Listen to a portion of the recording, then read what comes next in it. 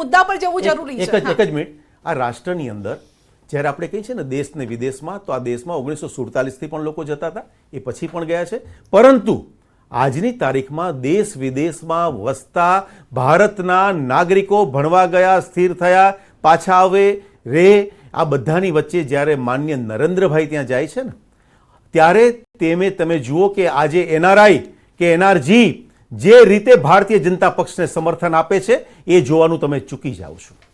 તમે એ જોવાનું ધ્યાન રાખો છો કે રાહુલ ગાંધી પરદેશમાં જઈને દેશ વિશે ગમે તેમ એલફેલ બોલવાનું કામ કરે છે, એ પણ ભારતની જનતા જુએ છે, એ પણ ગુજરાતની જનતા જુએ છે.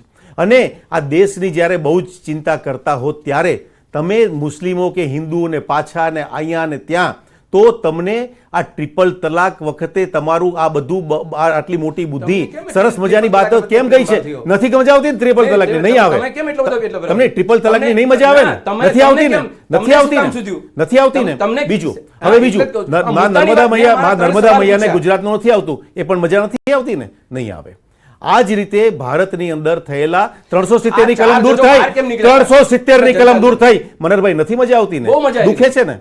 દુખે છે ને? રાહુલ ગાંધી ના પાડે છે, ના પાડે છે, રાહુલ ગાંધી ના પાડે છે. તમે રાહુલ ગાંધી વિપરીત કેમ બોલો છો મનરભાઈ? મનરભાઈ કઈ બીજો વિચાર નથી ને? મનરભાઈ કઈ બીજો વિચાર નથી થતો ને? કઈ વિચાર થતો કેજો. મારી વાત સાંભળો, 4 જજો જનતાના દરબારમાં બહાર નીકળ્યા. અર્જુનભાઈ જાગી ગયા, બધા જાગી ગયા છે. કંઈક બીજો વિચાર તો કહેજો, કે તમે કહો છો કે રાહુલથી તમે વિપરીત છો, એટલે મને આ સાંભળીને ખરેખર હૃદયથી આનંદ થયો.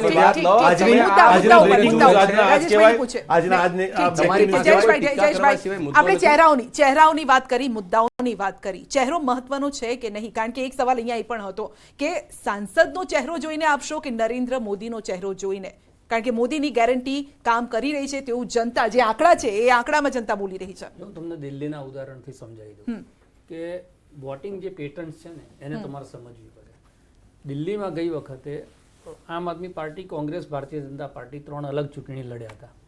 એના થોડાક જ સમય પહેલા આમ આદમી પાર્ટીએ કોંગ્રેસ અને ભારતીય જનતા પાર્ટી બંનેને હરાઈને વિધાનસભા જીતી હતી.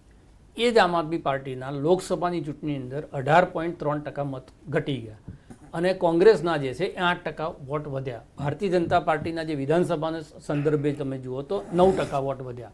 એનો મતલબ એ થયો કે વિધાનસભામાં રાજકીય મુદ્દા, રાજકીય જે સ્થિતિ છે એના ઉપર વોટ કરવાની પેટર્ન અને રાષ્ટ્રીય ચૂંટણીમાં વોટ કરવાની પેટર્ન જુદી છે. સેમ વસ્તુ મધ્યપ્રદેશ, રાજસ્થાનમાં પણ થઈ હતું. કોંગ્રેસની સરકાર હતી અને એના પછી તરત જ જે રિઝલ્ટ આવ્યું એ રિઝલ્ટની અંદર ભારતીય જનતા પાર્ટી છે લગભગ બધી તમામ સીટો ત્યાં આગળ જીતી ગઈ. એટલે બિલકુલ ચોક્કસ છે, એ ચહેરો કામ કરતો હોય છે, રાષ્ટ્રીય મુદ્દા કામ કરતા હોય છે. મનહરભાઈના મુદ્દા પ્રાદેશિક લેવલ ઉપર સાચા જ હશે અને એનો જવાબ જે છે પ્રદેશની ચૂંટણીઓ અંદર લોકો આપી જ દેતા હોય છે. પણ જ્યારે રાષ્ટ્રીય ચૂંટણી આવે છે ત્યારે જે નેતૃત્વનું ક્રાઇસિસ વિપક્ષની અંદર અત્યારે છે, ઇન્ડિયા ગઠબંધન બનાવીને એક પ્રયત્ન કરવામાં આવ્યો છે ભારતીય જનતા પાર્ટીને મુકાબલો કરવા માટે. અને એના કારણે હું 2 સ્ટેટ છે અને બહુ ઇન્ટરેસ્ટિંગ ગણું છું. અત્યાર સુધી આપણે જે રાજ્યોની ચર્ચા કરી છે, રાજ્યોમાં લગભગ ગઈ વખત હતું એનું એ જ ઇમેજ જે છે એ ફરી આવે છે. મને ઇન્ટરેસ્ટ બિહાર અને મહારાષ્ટ્રની અંદર એટલા માટે છે કે એનો જે ડેટા છે આપણી પાસે આગળનો નથી. ત્યાંની જે શિવસેના, એમાં તૂટેલી શિવસેના ભારતીય જનતા પાર્ટી પાસે છે, અડધી શિવસેના કોંગ્રેસ પાસે છે. એનસીપીમાંથી અડધી તૂટેલી એનસીપી જે છે ભારતીય જનતા પાર્ટી પાસે છે, અડધી એનસીપી છે એ કોંગ્રેસ પાસે છે. એના પછી કોઈ મોટી ચૂંટણી મહારાષ્ટ્રની અંદર થઈ નથી.